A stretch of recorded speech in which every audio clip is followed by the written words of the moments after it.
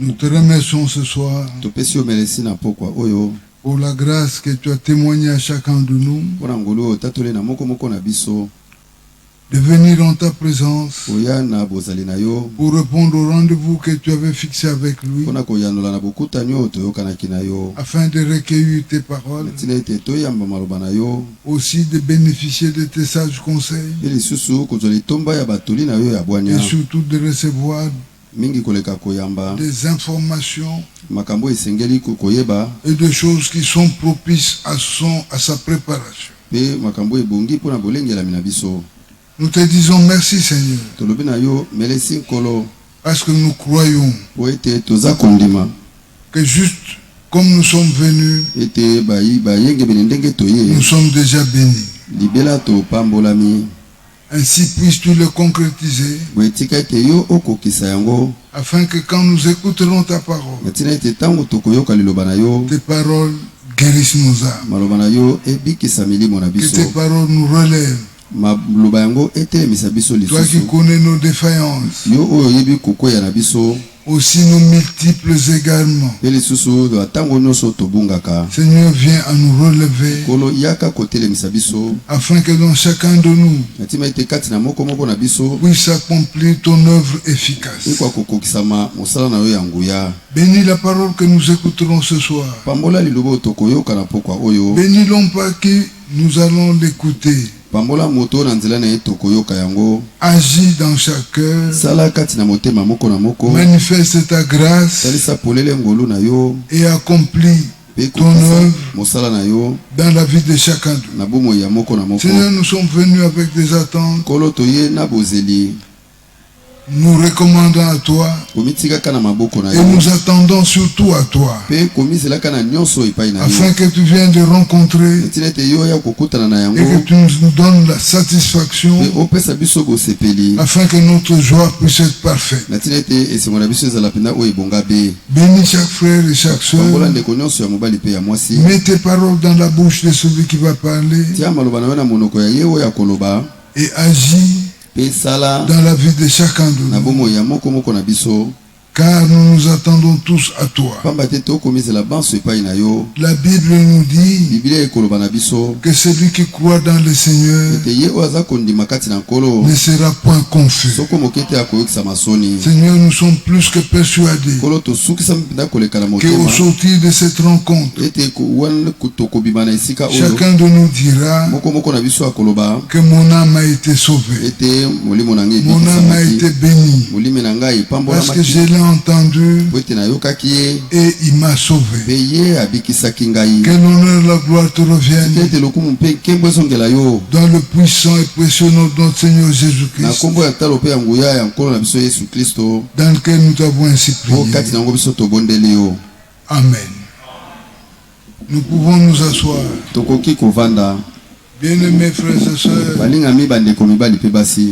nous sommes dans la joie ce soir de nous retrouver encore dans la présence de notre Seigneur. Nous allons lire dans 1 Corinthiens 2 et nous commençons à partir du premier verset.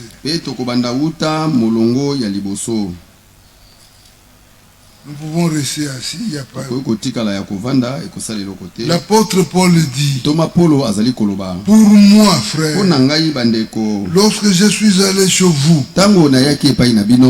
ce n'est pas avec une supériorité de langage ou de sagesse que je suis allé vous annoncer le témoignage de Dieu. Car je n'ai pas eu la pensée de savoir parmi vous autre chose que Jésus-Christ. Jésus-Christ crucifié. Moi-même j'étais auprès de vous dans un état de faiblesse, de crainte et de grand tremblement. Et ma parole et ma prédication ne reposait pas sur les discours persuasifs de la sagesse, mais sur une démonstration d'esprit et de puissance. Afin que votre foi fût fondée.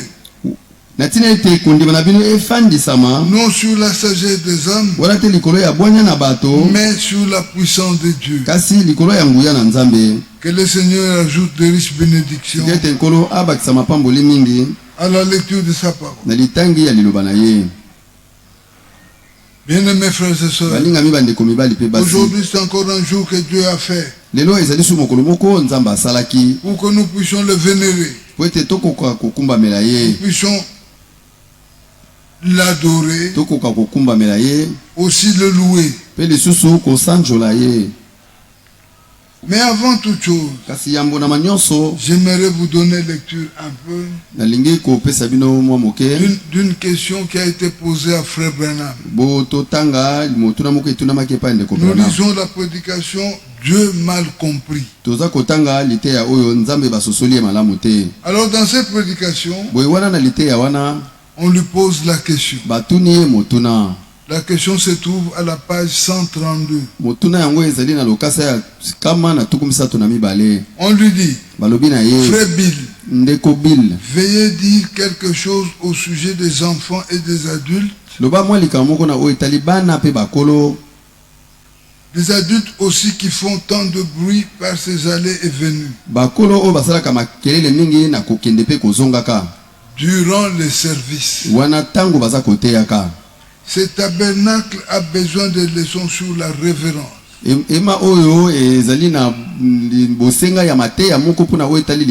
C'est une question qui a été posée au prophète Branham. Alors écoutons tous sa réponse. Il dit Amen. Enfant, ne savez-vous pas comment vous conduire dans la maison de Dieu? Ne savez-vous pas que ceci est le sanctuaire de Dieu?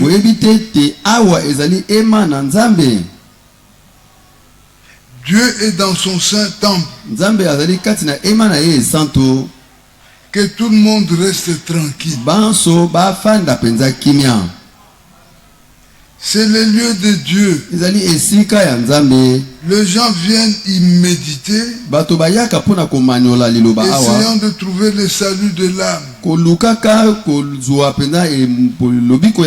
essayant de découvrir les problèmes dans la vie et dans la vie des gens,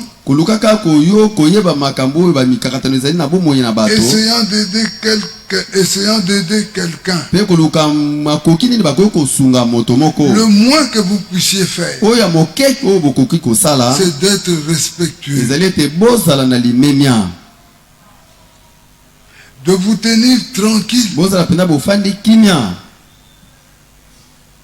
Allez boire votre eau avant que l'église commence. Je sais que les tout petits doivent avoir quelque chose à boire. Vous les mères qui avaient ce bout de chou, asseyez-vous vers l'arrière et faites-les tenir tranquilles le plus possible. Et il ne devrait jamais y avoir un seul chuchotement. Pas même un seul. Parce que c'est le sanctuaire de Dieu. C'est la maison de Dieu. Bien-aimés frères et sœurs, le Saint-Esprit, c'est un esprit timide. Il n'aime pas de dérangement. Alors quand nous venons ici, ayons notre maîtrise. Nous ne venons pas pour nous faire voir. Nous venons ici pour recevoir instruction. Et cela requiert de nous une discipline. Le fait de se tenir debout et de sortir, de revenir, ça dérange. Si on vient ici, on doit avoir le portable fermé, éteint. Parce que même pas un président de la République dans ta présence, en sa présence. Il ne va supporter que tu répondes à un appel. Bien aimés frères, ce sont des choses que nous devons nous le dire, parce qu'il y a un laisser-aller indescriptible dans ce tabernacle. Et cela est choquant. On ne dirait pas que nous venons adorer le Seigneur. Chacun est libre de faire ce qu'il veut. Ça ne devrait pas être ainsi. Nous devons être respectueux. Nous devons savoir que nous sommes en présence de Dieu notre Père. Alors chacun doit se discipliner. Bien aimés frères et sœurs, nous le disons, non pas pour choquer les conscients, mais c'est pour nous responsabiliser. Le Saint-Esprit que nous venons adorer ici, le prophète Branham dit que le Saint-Esprit est très timide. Dès qu'il y a un chuchotement, il s'envole. Et nous sommes là, nous restons à nous tournoyer les pouces sans rien en notre présence.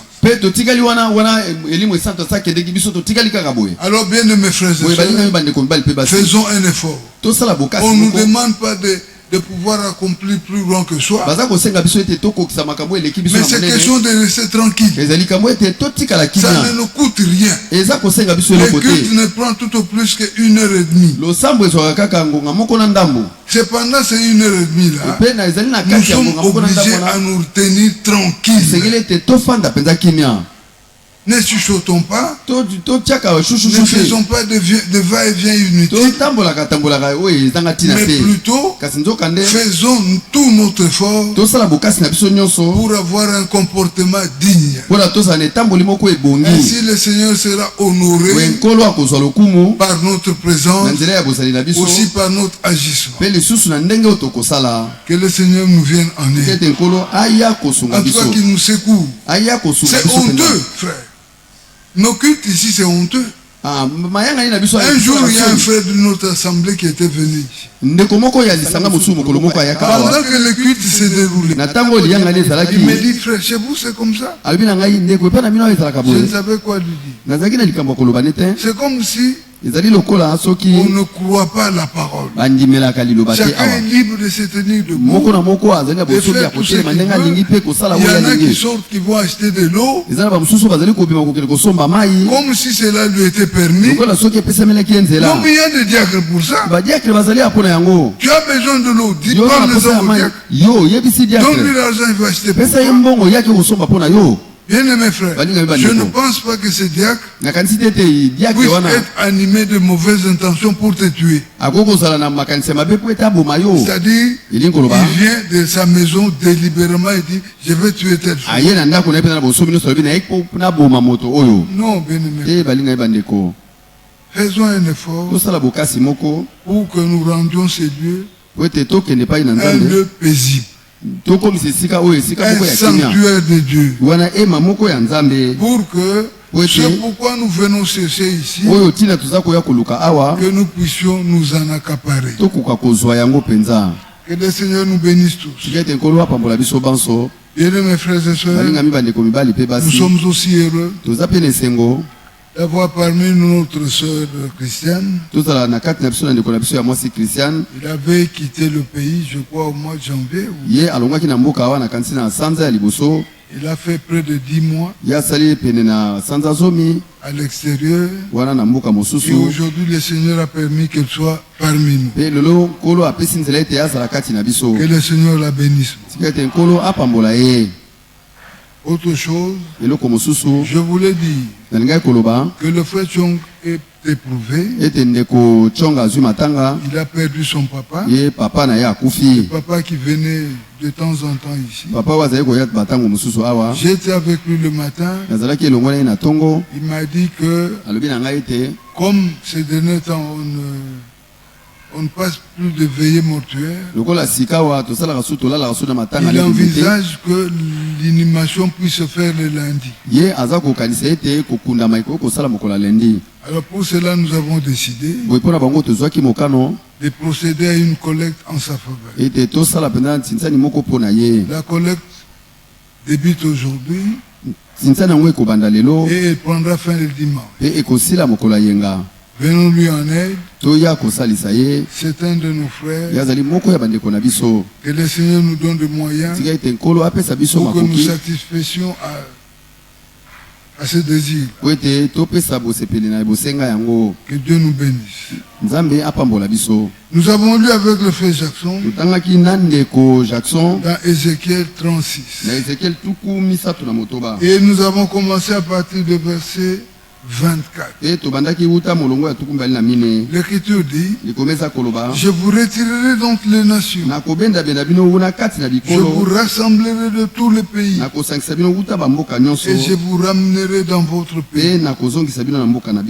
Ça, c'est une prophétie. Elle s'est accomplie avec les enfants d'Israël. Dieu a donné à Israël la loi. Et parmi toutes les lois qui ont été données, il y avait une loi en rapport avec le sabbat. Le sabbat de Dieu devrait être respecté. Le Seigneur avait dit: vous travaillerez pendant 6 jours. Et le 7e jour sera un jour de repos. Mais les hommes ont inversé les choses. Dans le calendrier de Dieu, la semaine commence le dimanche. Et le samedi, c'est le jour de repos. Mais nous, on a inversé. Pourquoi qu'aujourd'hui, on peut demander à un enfant quel est le premier jour de la semaine? Il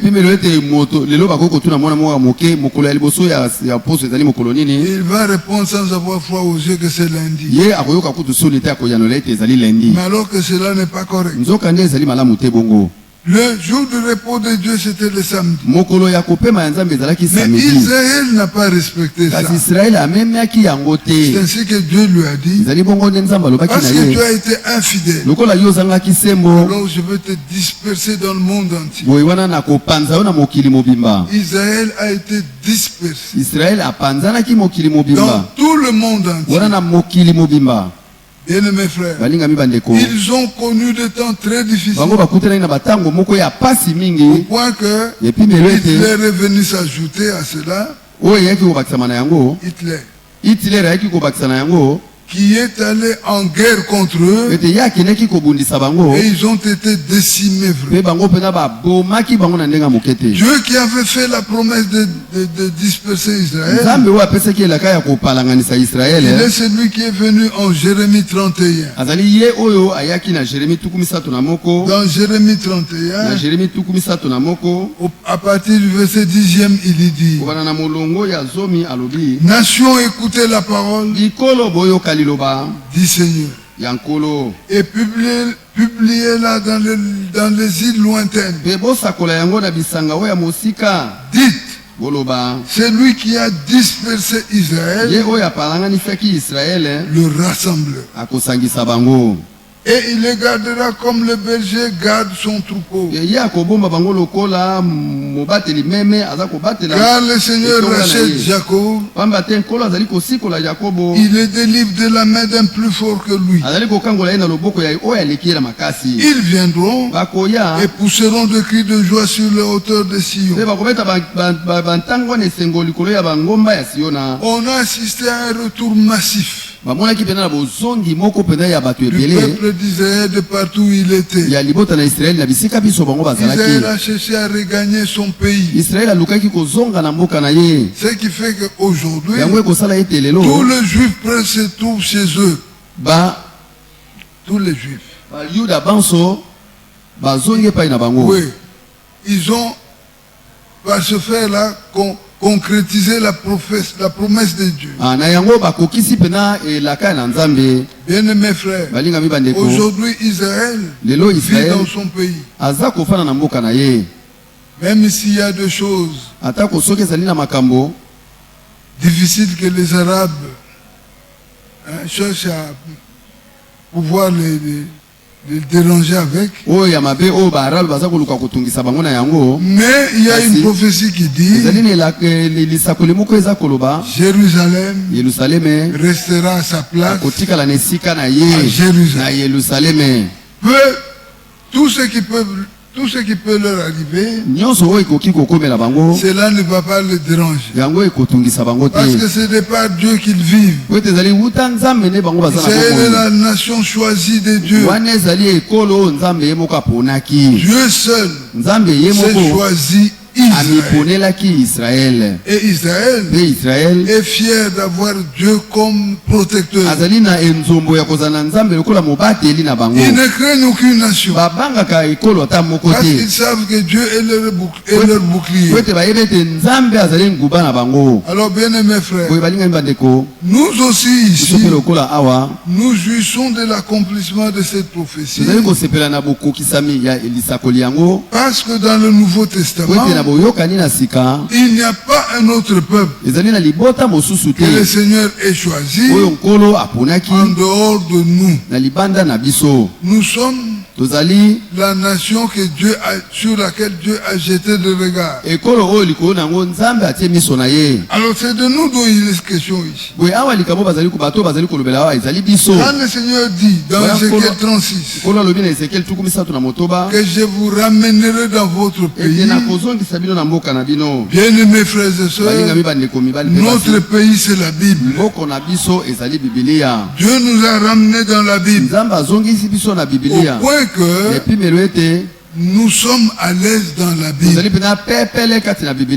Chaque écriture qu'on peut toucher, Dieu a fait que nous puissions avoir de l'éclairage sur cela. Parce que parmi les promesses que le Seigneur devait accomplir, il y en a celle de Daniel 12, où l'écriture dit, toi Daniel, repose-toi. Les choses ici ne te concernent pas, mais elles seront révélées à la fin de temps. Parce que Dieu savait qu'il viendrait un prophète. Et le prophète qui est venu, c'est le frère William Marion Branham. Bien mes frères, nous n'avons pas honte à le dire. Ou ça ne nous dérange pas de citer ce nom-là. Parce que nous savons que William Branham était dans l'économie de Dieu. Il est venu de la présence de Dieu. Et il a été chargé d'un puissant message. Et ce message-là, c'est la Bible qui était scellée par le message, Dieu l'a ouvert. C'est ainsi qu'aujourd'hui nous avons une parole ouverte. Parce que nous nous souvenons que la Bible que nous tenons entre nos mains, à l'origine c'était une parole parlée. Mais la parole parlée devint plus tard la parole écrite. Alors cette parole écrite devait en ce temps devenir la parole révélée. Et aujourd'hui, elle ne doit pas seulement rester révélée, elle doit devenir la parole crue et vécue. Aujourd'hui nous devons vivre cette parole.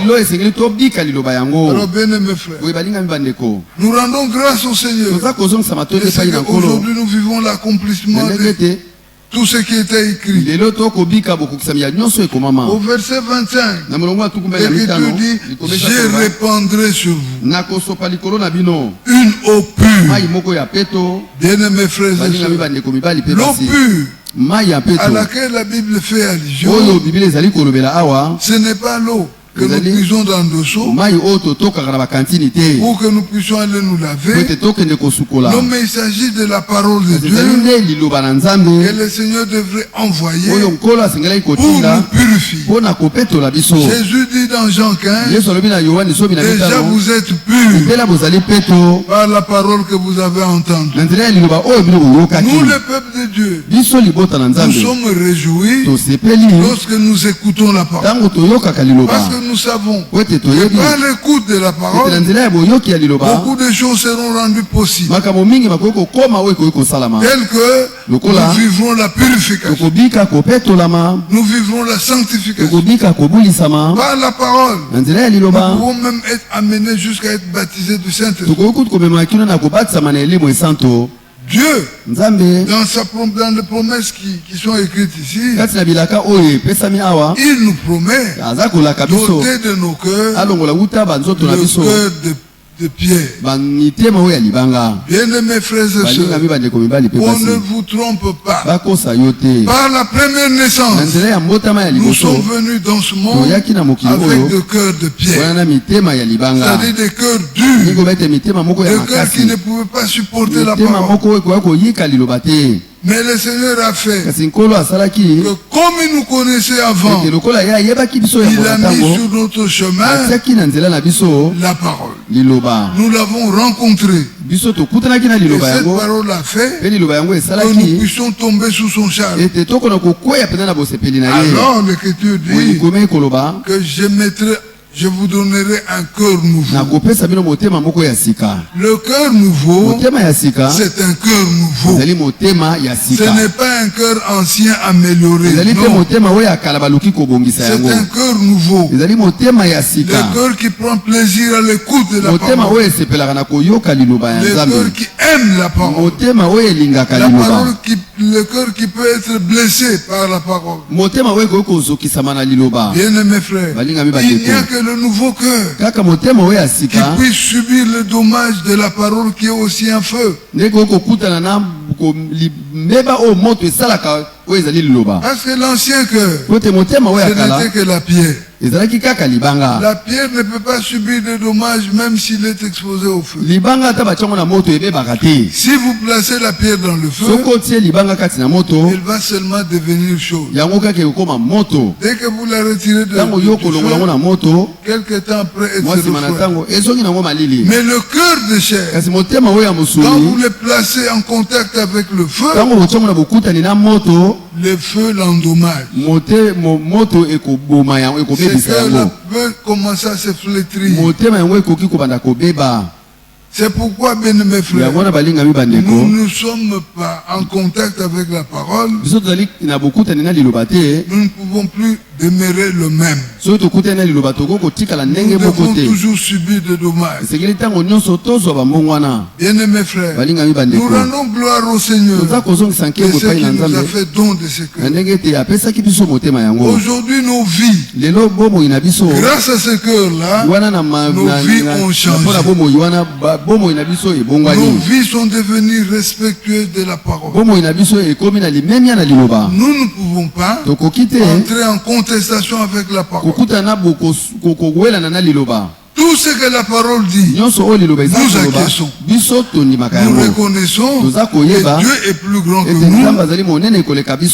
Nous donnons toujours raison à Dieu. Et nous nous considérons toujours petits aux yeux de Dieu. Mon frère, ma soeur, ça c'est la chose qui ne doit jamais te quitter. Elle doit toujours t'accompagner partout. Au point que si tu te retrouves devant la parole,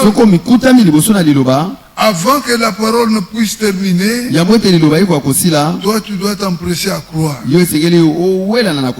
Parce que c'est ça le signe que tu as en toi la foi. Parce que la foi marche de pair avec l'obéissance. Alors bien mes frères, l'Écriture ajoute au verset 27, je mettais mon esprit en vous. Et je ferai de sorte que vous suivez mes ordonnances et que vous pratiquez et que vous observiez et pratiquez mes lois. Bien-aimés frères, les enfants de Dieu, ce sont des enfants obéissants. Ils obéissent au doigt. C'est-à-dire, ils reconnaissent Dieu dans tout ce qu'il fait.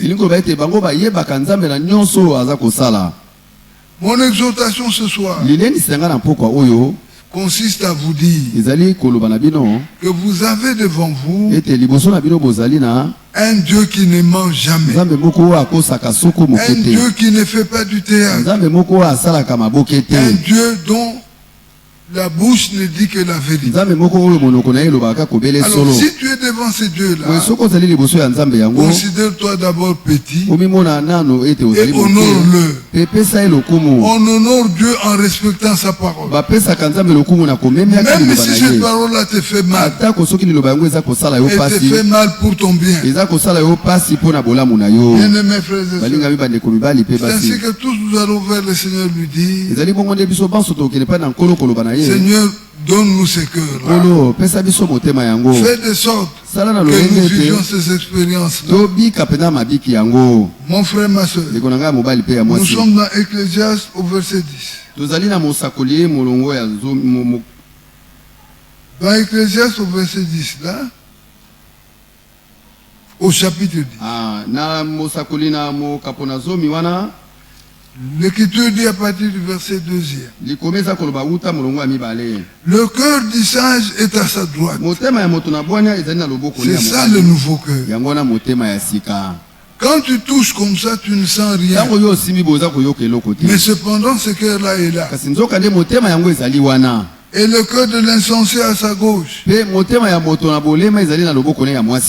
prions que le Seigneur nous accorde ce cœur-là. Que nous ayons des cœurs à notre droite. Ce sont des cœurs qui vont nous conduire dans l'obéissance. Mon frère, ma soeur, cela est possible parce que c'est une promesse de Dieu. Tout ce que Dieu promet, il le réalise.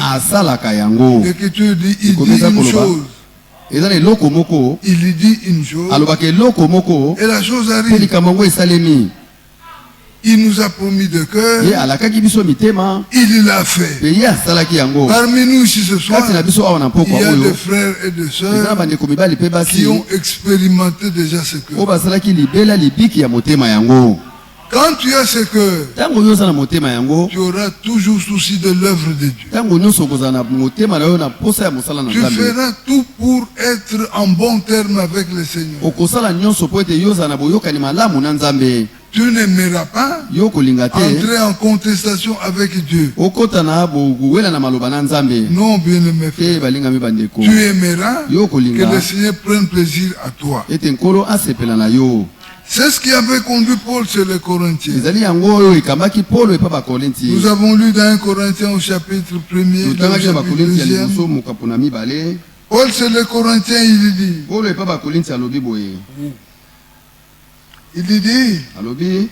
pour moi, frère, lorsque je suis allé chez vous, ce n'est pas avec une supériorité de langage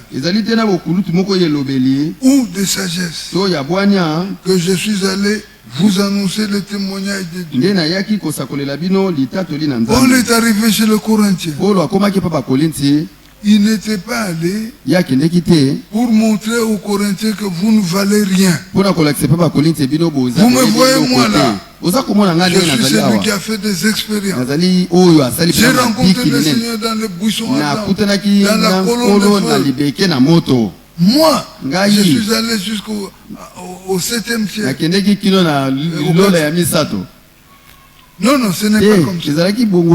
Bien-aimé frère, il est allé chez les Corinthiens avec un souci de pouvoir leur amener le témoignage de Dieu. Bien-aimé frère, quand on est serviteur de Dieu, on l'est à cause des enfants de Dieu. Et l'Écriture dit, c'est à cause de Jésus-Christ que nous disons vos serviteurs. Quand on est devant le peuple de Dieu, on doit toujours avoir une tenue convenable. Ce n'est pas que tu considères les enfants de Dieu comme étant de bons à rien. Non, les enfants de Dieu sont de rois. Ils sont assis à la table. Toi, tu es leur serviteur. Tu les sers. À ce titre-là, tu leur dois du respect. Bien-aimés frères, un véritable enfant de Dieu, un véritable serviteur de Dieu a toujours des égards envers les enfants de Dieu. Mais c'est étonnant de voir qu'il y en a qui grondent les enfants de Dieu. On se demande pourquoi. Mais Paul n'était pas parmi ceux-là. Il est arrivé chez le Corinthiens pour leur donner le témoignage de Dieu. Bien-aimés frères, c'est ce que nous faisons ce soir. Nous sommes venus vous donner le témoignage de Dieu. Dans 1 Jean 5, l'Écriture répond en rapport avec le témoignage de Dieu. 1 Jean 5. Le verset 9 dit, si nous recevons le témoignage des hommes, le témoignage de Dieu est plus grand. Bien-aimés frères, on n'a pas besoin qu'un homme vienne nous jeter des fleurs. Non, non. Vraiment, je veux que toi, tu es un enfant de Dieu. Tu n'es qu'un homme. Et ton témoignage ne vaut rien. Moi, je m'en tiens au témoignage de Dieu. Et l'Écriture dit, car le témoignage de Dieu consiste en ce qu'il a rendu témoignage à son Fils. Celui qui croit au Fils de Dieu a la vie. Celui qui croit au Fils de Dieu a ce témoignage en lui-même. Celui qui ne croit pas Dieu le fait menteur. Dieu ne ment jamais. Dieu dans sa bouche, il n'y a que la vérité. Alors l'Écriture dit, concernant une partie du témoignage de Dieu, que celui qui ne croit pas Dieu, quand Dieu parle, on doit l'écouter, on doit recevoir son témoignage et on doit obéir. À Dieu, on ne résiste pas. Si tu résistes, c'est que tu n'as pas encore fait des expériences véritables. C'est que tu ne le connais pas. Tu penses que Dieu est ton oncle. Que Dieu est ton grand-père. Dieu est Dieu. Dieu est Père. Il n'a jamais de petit-fils. Il n'a jamais de neveux. Il n'a que des enfants. Et tous les enfants de Dieu lui doivent obéissance et respect. Alléluia. C'est ça être enfant de Dieu. Quand tu vois quelqu'un douter, dis-toi que c'est un homme, même s'il a fait 100 ans, il n'a pas fait une bonne expérience. Et l'Écriture ajoute, celui qui ne croit pas Dieu le fait mentir. Quand Dieu parle, toi tu respectes. C'est qu'en d'autres termes tu dis, Dieu est un menteur. Alors que nous savons qu'il y a deux choses. Que Dieu, Hébreu dit, il y a deux choses que Dieu ne peut pas faire. Et c'est ça. Attends, c'est Hébreu. Il y a deux choses. Non. C'est quand il jure et quand il fait la promesse.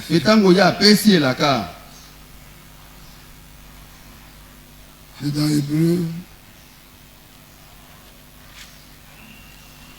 Hébreu 6. Hébreu 6. Verset 18. Verset 4. Non.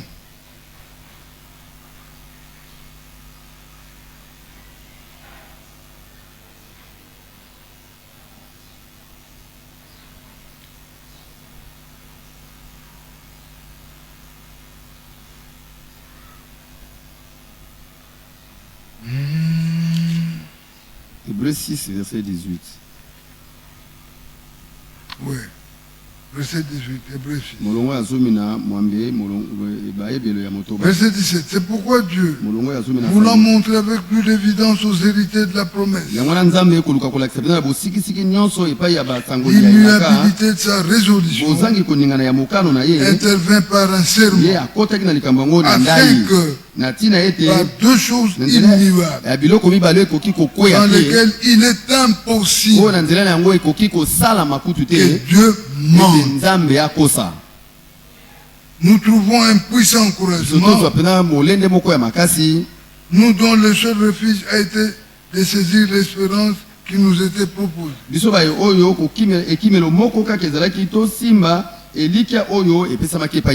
Bien-aimés frères, Dieu ignore une chose, c'est mentir. Dieu ne ment jamais. Alors, quand tu es en présence de lui, fais tout pour que ton cœur arrive à croire ce qu'il te dit. Peu importe tes désirs, tes intérêts, ça n'importe pas devant Dieu. Dieu regarde sa parole. Si tu obéis, alors tu lui rends service.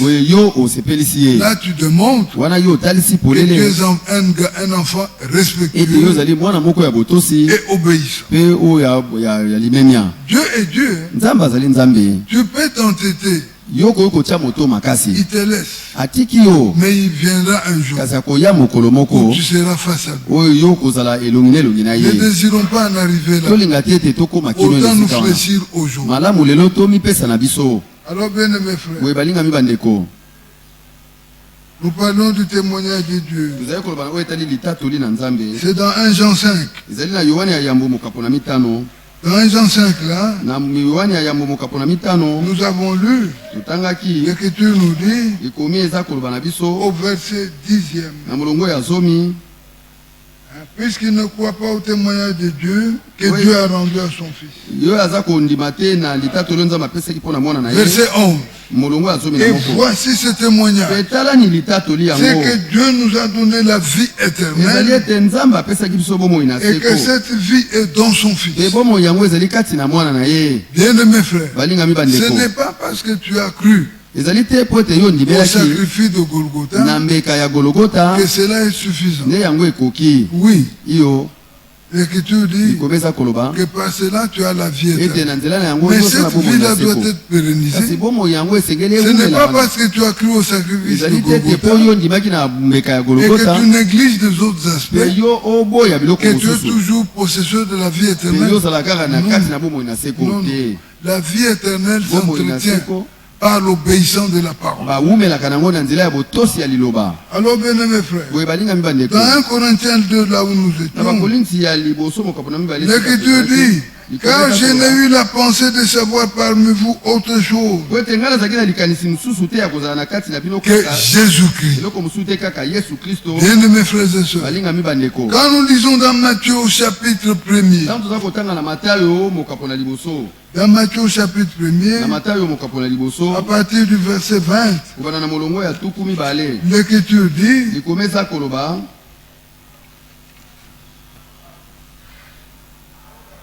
bon, nous pouvons lire à partir du verset 17. Non, 18. Voici de quelle manière arriva la naissance de Jésus-Christ. Marie, sa mère, ayant été fiancée à Joseph, se trouvant enceinte par la vertu du Saint-Esprit, avant qu'ils eussent habité ensemble. Joseph, son époux, qui était un homme de bien et qui ne voulait pas la diffamer, se proposa de rompre secrètement avec elle. Comme il y pensait, voici un ange du Seigneur lui apparut en songe et dit, Joseph, fils de David, ne crains pas de prendre avec toi Marie, non pas ta fiancée, mais Marie ta femme, car l'enfant qu'elle a conçu vient du Saint-Esprit. Bien-aimés frères et sœurs, nous voulons être précis et concis, aussi direct. Dans les passages que nous avons lus, il y a plusieurs frères qui entourent le sens. Il n'est pas indiqué, autorisé ou permis à un frère qui est lié par le lien de fiançailles avec une sœur de pouvoir l'utiliser comme sa femme. Cela n'est pas permis. Frère, écoutez-moi bien. L'homme ne peut pas faire ça. Il ne faut pas prendre ça comme un alibi. Tu vois que c'est écrit même marie ta femme. Je vois la chose à l'étape finale. Mais nous avons encore des parcours à faire. Quand Dieu voyait Marie, la femme de Joseph, Dieu s'était déjà placé à l'étape finale. Dieu le voyait déjà marié. Mais nous, aujourd'hui, vous pouvez marcher et demain il y a un ça ne va pas et la chose se disloque. C'est pourquoi, mes bien-aimés frères, si vous êtes sœur, si vous êtes un frère et que vous êtes fiancé, honorez-vous. J'aime entendre le Amen. Oui, honorez-vous et respectez-vous. Que les frères ne viennent jamais te tromper. Autrefois, on avait lu ça dans la Bible. Je reviens là-dessus pour vous donner des précisions. Alors, bien mes frères, le verset 21 dit: car l'enfant qu'elle a conçu vient du Saint-Esprit. Le verset 21. Elle enfantera un fils. Et tu lui donneras le nom de Jésus. C'est lui qui sauvera son peuple de ses péchés. Le nom de Jésus veut dire celui qui sauvera son peuple de ses péchés. Jésus est né Jésus. Mais maintenant, quand on lit dans Acte 2, au verset 38, 36, l'Écriture dit, Acte 2, le verset 36, l'Écriture dit, que toute la maison d'Israël sache donc avec certitude que Dieu a fait Seigneur et Christ. C'est Jésus que vous avez crucifié. Jésus est né Jésus. Mais c'est plus tard que le Seigneur va lui donner le nom de Christ. Christ veut dire roi. 8 jours après, il fallait qu'il soit présenté au temple. En ce jour-là, Salomon était là. Et Dieu lui avait dit déjà, merci frère, Dieu lui avait dit déjà que tu ne mourras pas sans que tu aies vu le roi de Dieu. C'est dans Luc, je crois. Dans Luc au chapitre 1.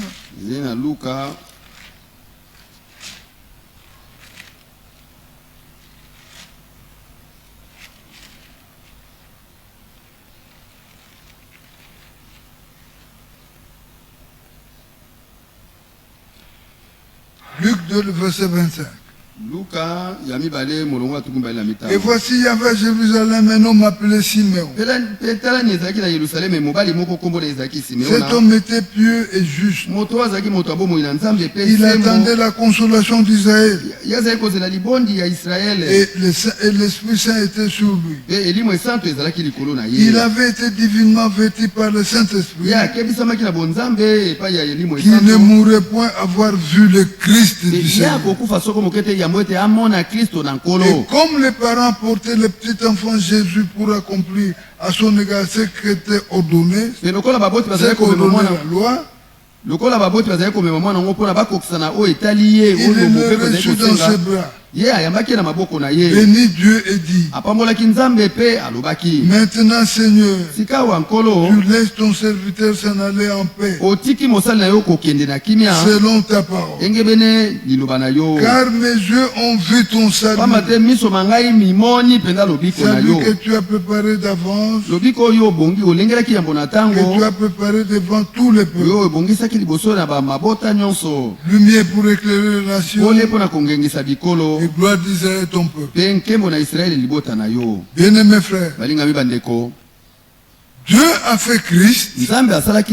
C'est Jésus qui a été né. C'est ainsi qu'on commençait à l'appeler Jésus. Alors, quand Jésus naquit, Jésus a grandi. Jésus s'est comporté comme tout enfant. Maintenant, dans Matthieu 4, l'Écriture dit à partir du verset 23. Jésus parcourait toute la Galilée, enseignant dans les synagogues, prêchant la bonne nouvelle du royaume, et guérissant toute maladie et toute infirmité parmi le peuple. Quand Jésus était sur la terre, il prêchait la bonne nouvelle du royaume. Nous aujourd'hui, par la grâce de Dieu, nous écoutons la bonne nouvelle du royaume. Dans Matthieu 24, au verset 14, l'Écriture dit que cette bonne nouvelle du royaume sera prêchée dans toute la terre habitée. Bien-aimés frères, il y a une différence entre la bonne nouvelle et la bonne nouvelle du royaume. La bonne nouvelle, c'est seulement la nouvelle qui contient de bonnes choses telles que la naissance et la mort de Jésus. Parce que Jésus-Christ, par sa mort, il y a de bonnes choses qui sont venues chez les hommes. Il n'y a que les catholiques qui ne comprennent rien, qui lors de leur chemin de la croix, ils pleurent pour la mort de Jésus. Bien-aimés frères, nous ne pouvons pas pleurer. Parce que si Jésus n'était pas mort, on ne se serait pas connu. La mort de Jésus a apporté dans nos vies beaucoup de choses agréables. Nous avons été pardonnés. Nous avons connu la rédemption. Nous avons été rachetés. Par sa mort, Dieu a fait de nous fils et filles de Dieu. Bien-aimés frères, c'est une nouvelle qui nous encourage. Mais la différence entre la bonne nouvelle et la bonne nouvelle du royaume, c'est que la bonne nouvelle du royaume comporte trois parties. Il y a l'évangile, il y a la prophétie, et il y a aussi la doctrine que la bonne nouvelle ne contient pas.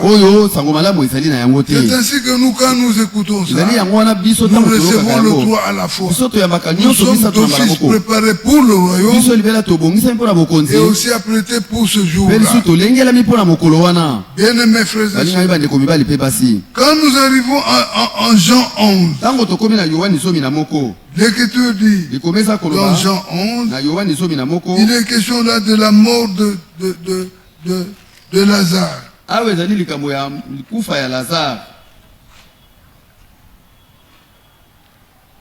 Au verset 1er, l'Écriture dit, il y avait un homme malade de Béthanie, village de Marie et de Marthe. Verset 25, Jésus lui dit, je suis la résurrection et la vie. Celui qui croit en moi vivra quand même il serait mort. Verset 38. Jésus frémissant de nouveau en lui-même s'est rendu au sépulcre. C'était une grotte et une pierre était placée devant. Jésus dit, ôter la pierre. Marthe, la sœur du mort, lui dit, Seigneur, ils sont déjà, car il y a 4 jours qu'il est là. Le comportement de Marthe n'a pas honoré Dieu et n'a pas témoigné qu'elle pouvait rendre gloire au Seigneur. Bien-aimés frères, devant la parole de Dieu, tu fais taire tes sentiments. Tu honores ce que Dieu te dit. Il n'y a pas de lieu à ce que tu contredis ce que Dieu dit. C'est lui qui t'a dit ôte la pierre. Il sait pourquoi. Alors le verset 40, Jésus lui dit, ne t'ai-je pas dit que si tu crois, tu verras la gloire de Dieu. Ils ôtèrent donc la pierre. Enfin, ils se sont ressaisis. Ils ont dit, bon, ôtons quand même la pierre. Ils ont ôté la pierre. Et Jésus leva les yeux en haut et dit, Père, je te rends grâce de ce que tu m'as exaucé. Pour moi, je savais que tu m'exauces toujours. Mais j'ai parlé à cause de la foule qui m'entoure, afin qu'ils croient que c'est moi, que c'est toi qui m'as envoyé. Après avoir dit ça, il cria d'une voix forte, Lazare, sort. Bien-aimés frères, un mort n'a plus d'oreille. À l'école, on a appris que du côté du Moyen-Orient là-bas, quand quelqu'un mourait, on l'enveloppait dans des bandes et on le plaçait dans ce qu'ils appelaient, je ne sais pas, sous forme de momie. Le mort était conservé là-bas, dans des placards comme ça. Mais quand Jésus a ordonné, il n'y avait personne qui est parti sortir le mort de là. La parole seule était suffisante. La parole est allée chercher le mort. Il l'a sorti. Et il l'a amené là où étaient les hommes. Qu'est-ce que Jésus a dit? Qu'est-ce que Jésus a dit après? Le verset 44. Et le mort sortit, les pieds et les mains liés des bandes, et le visage enveloppé d'un linge. Jésus leur dit, déliez-le et laissez-les aller. Bien-aimés frères et sœurs, la parole de Dieu est toute puissante. Ce n'est pas pour rien aujourd'hui que nous nous attardons sur la parole. Dieu est un Dieu tout puissant. Le Seigneur est capable de faire n'importe quel miracle. Et c'est ce qu'il fait. Mais on ne peut pas dissocier le Seigneur d'avec sa parole. Dieu agit toujours par la parole de Dieu. Bien-aimés frères, j'aimerais que nous comprenions là-dessus. Quand nous parlons de la pluie de l'arrière-saison, c'est là nous voulons dire que le miracle que l'Église fera en ce temps-là, ils ne seront pas faits par un seul homme, mais ça sera l'Église entière réunie qui accomplira de grandes œuvres, à la différence de ce qui s'est fait aujourd'hui. Aujourd'hui, ce sont des individus qui le font, mais en ce jour-là, ça sera l'Église entière qui se lèvera et qui accomplira ce chose comme un seul homme. C'est pourquoi l'Écriture dit, ça sera une œuvre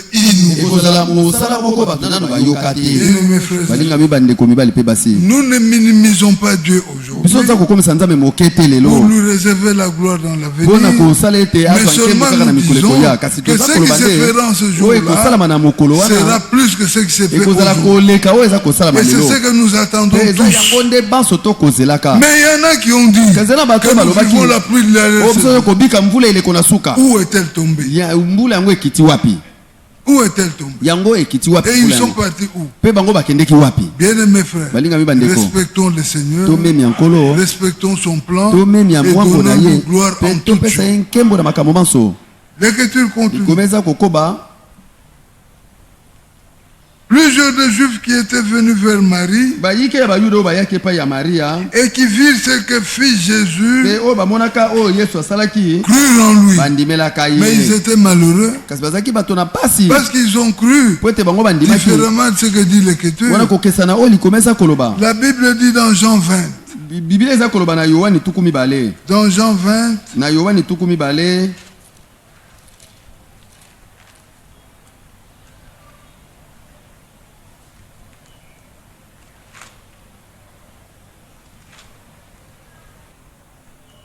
Au verset 29, l'Écriture. Ils ont parti de 28. Thomas lui répondit, mon Seigneur et mon Dieu. Jésus lui dit, parce que tu m'as vu, tu as cru. Heureux ceux qui n'ont pas vu et qui ont cru. Nous n'avons pas vu. Nous n'avons jamais vu le Seigneur. Mais nous sommes heureux parce que nous croyons en lui.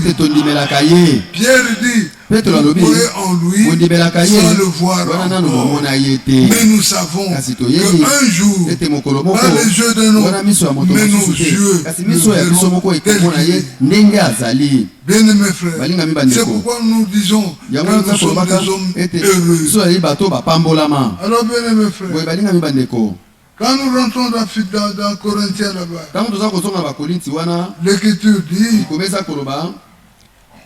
nous allons parler un peu, terminer.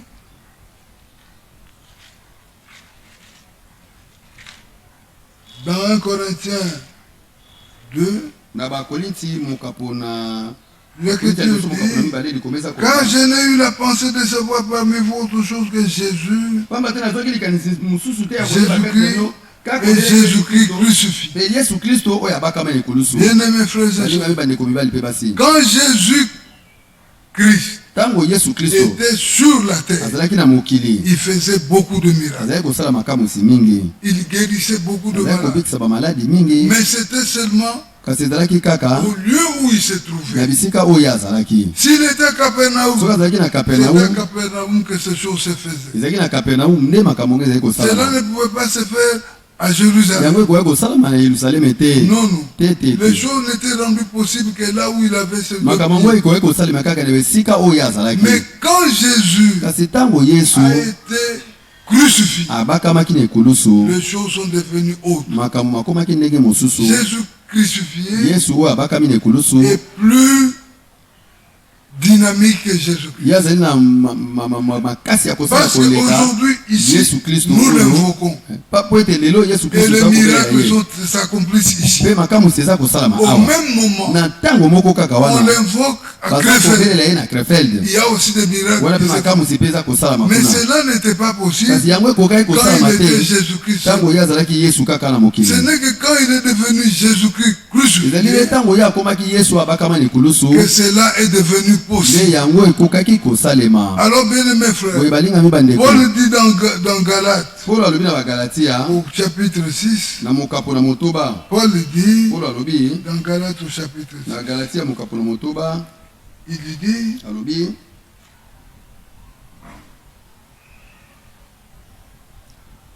verset 14, Il dit pour ce qui me concerne, loin de moi la pensée de me glorifier d'autres choses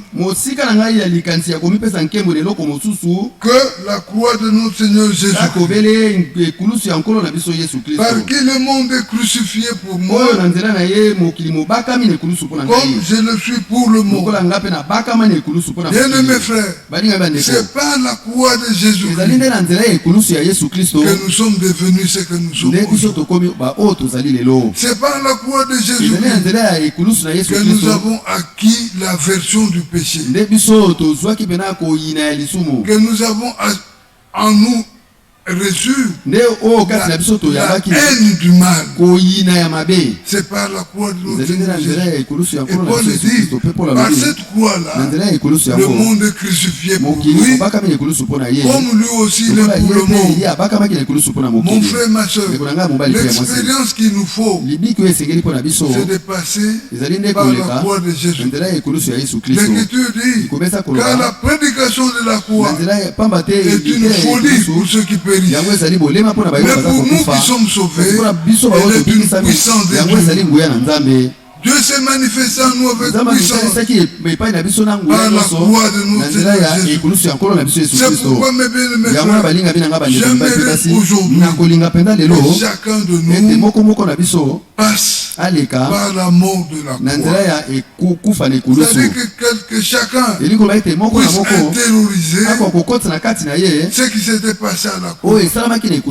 Bien-aimés frères, c'est ainsi que c'est comme cela que nous obtiendrons le bénéfice de la croix. Par la croix, j'ai été délivré. Par la croix, j'ai été sauvé. Par la croix, je suis délivré de tout ce qui n'est pas, tout ce que Dieu approuve. Bien-aimés frères et sœurs, c'est une expérience que chacun de nous doit désirer passer. Mon frère, ma soeur, tu ne peux pas rester la même personne si tu as connu la croix de Jésus. Aujourd'hui, nous déplorons beaucoup de comportements des hommes qui ne sont pas, qui n'attirent pas l'approbation. Parce que plusieurs récusent la mort avec l'agneau du sacrifice. Vous savez, frère, la mort, chacun doit mourir avec son sacrifice. Et là où le sacrifice meurt, ça n'a jamais été propre. Non. Il y a toujours de la grâce, il y a du sang, mais cela ne peut pas t'empêcher de pouvoir désirer mourir. La nouvelle naissance a été toujours sale. Il y en a peu qui désirent ça et qui résistent à ça. C'est-à-dire qui ne récusent pas ça. Mais moi ce soir je vous invite à être sérieux avec vous-même. Bien-aimés frères, Jésus est venu et il a accompli cette mort de la croix parce que le monde était égaré, parce que le monde était perdu. Le monde, ce n'est pas les maisons, ce ne sont pas les véhicules, mais le monde c'est toi et c'est moi. Jésus est venu nous chercher. Alors bien-aimés frères, ne repoussons pas là, ne repoussons pas ça, mais approchons-nous pour que nous nous approprions de cette œuvre. La nouvelle naissance nous sera possible si nous nous accaparons de cela. Bien-aimés frères et sœurs, Dieu est là et il attend chacun de nous. Il veut que nous puissions naître de nouveau. La nouvelle naissance, c'est la ligne de départ pour que tu sois une nouvelle créature. Bien-aimés frères, tous nous sommes nés. Nous avons reçu la première vie par nos parents. Mais aucun de nous, par la première naissance, n'était devenu enfant de Dieu. Il n'y a qu'Adam qui est né enfant de Dieu. Il avait la carrure, la stature, et il était enfant de Dieu. Mais il est allé faire ce qu'il a fait là. À partir de ce qu'il avait fait, le Seigneur va changer de système. Il va maintenant dire que pour que tu deviennes son fils, il faut la présence de la sémence. Il faut que la sémence intervienne. Il faut que la parole intervienne. C'est ainsi que Jean 1, verset 13-14 nous dit que la parole est venue chez les siens et les siens ne l'ont point reçue, mais à tous ceux qui l'ont reçu, elle, la parole, elle a donné le pouvoir de devenir enfants de Dieu. Les enfants de Dieu aujourd'hui ne le sont pas devenus par le vouloir d'un homme. Non, c'est pas la volonté de Dieu. Parce qu'ils ont accepté en eux la sémence qui est allée dans leur cœur et qui a fait de fils de Dieu. Bien-aimés frères et sœurs, c'est une occasion que tu ne peux pas laisser échapper. Ne te complais pas dans ce que tu fais, mais cherche plutôt à être un ami de Dieu. L'ami de Dieu est à l'abri de tout. Alors comment on devient ami de Dieu? Comment devenons-nous enfants de Dieu? C'est lorsque nous nous exposons à la sémence parole. C'est lorsque nous acceptons cette sémence. Peu importe ce qu'elle peut faire en nous. Mais la finalité, c'est que nous deviendrons enfants de Dieu. Alors bien-aimés frères, cela nous est possible par l'expérience qu'a accomplie Jésus-Christ. Alors Jésus-Christ crucifié. Bien-aimés frères, que le Seigneur nous vienne tous aider. Que le Seigneur qui veut et qui sait que cela n'est possible que dans le cœur des hommes qui auront accepté cela, parce qu'il nous aime, qu'il nous rende cela possible, qu'il ouvre nos cœurs à sa parole, qu'il nous donne la croire à cette parole, afin de vivre des expériences vraies. Regardez, nous terminons par Corinthiens. Nous sommes dans 2 Corinthiens au chapitre 6. Et là, l'Écriture dit, nous sommes dans 2 Corinthiens au chapitre 6. L'Écriture dit à partir du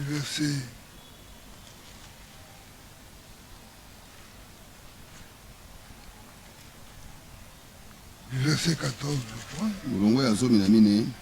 L'Écriture dit,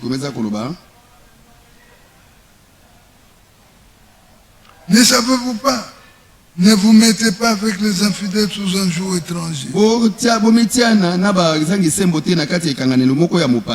Car quel rapport y a-t-il entre la justice et l'iniquité? Ou qu'y a-t-il de commun entre la lumière et les ténèbres? Il n'y a pas de rapport. Il n'y a pas de commune mesure entre les ténèbres et la lumière. Nous sommes lumière. Ceux qui ne croient pas sont des ténèbres. Alors bien aimés frères, il faut qu'il y ait une séparation entre nous. L'Écriture dit, quel accord y a-t-il entre Christ et Bélial? Ou quelle part a les fidèles avec l'infidèle? Nous sommes fidèles. Nous obéissons à ce que Dieu a fait pour nous. Mon frère, ma soeur, et l'Écriture enchaîne en disant, quel rapport y a-t-il entre le temple de Dieu et les idoles? Car nous sommes le temple du Dieu vivant. Comme Dieu l'a dit, j'habiterai et je marcherai au milieu d'eux Je serai leur Dieu et ils seront mon peuple. Mais il sera notre Dieu quand on se sera ouvert à sa parole et que sa parole aura accompli ses effets dans nos cœurs. Verset 17. C'est pourquoi sortez du milieu d'eux. Nous n'avons rien à voir avec tous ces religieux. Nous sommes de croyants. Et nous voulons défendre notre position. Nous n'avons rien à voir avec tous ces religieux. L'Écriture dit et séparez-vous. La séparation doit être totale. Il n'y a pas question d'amitié là-bas. Ne dis pas ah c'est un garçon avec qui on s'entend bien. Aussi longtemps qu'il ne croit pas ce que toi tu crois, séparez-vous. Et l'Écriture dit ne touchez pas à ce qui est impur. Et je vous accueille. Bien-aimés frères, c'est ça la condition sine qua non pour que nous puissions espérer qu'au retour du Seigneur Jésus, il nous prendra. Je serai pour eux un père et vous serez pour moi des fils et des filles. 2 Corinthiens 7. Ayant donc de telles promesses, purifions-nous de toute suite en achevant notre sanctification dans la crainte. Que le Seigneur nous bénisse. Frère Jackson.